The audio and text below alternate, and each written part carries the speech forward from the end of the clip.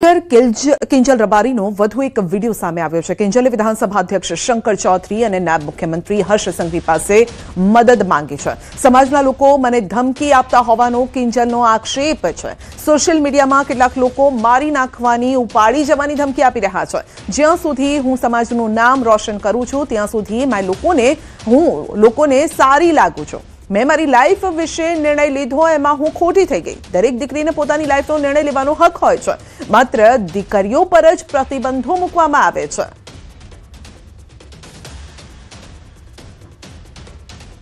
અત્યારે તમે એકતા કરી રહ્યા છો, બહુ સારી વાત છે કે સમાજ એકતા કરે છે, પણ તમે લડવામાં નહીં સમજવામાં એકતા કરશો તો વધારે સારું રહેશે।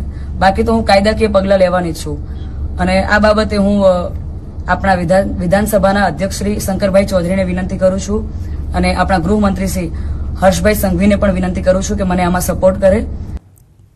તો કિંજલ રબારીના વિરોધમાં રબારી સમાજના કેટલાક આગેવાનોનો પણ વિડીયો સામે આવ્યો છે। લગ્ન નોંધણીનો કાયદો જલ્દી અમલમાં લાવવા માટે માંગ કરી છે।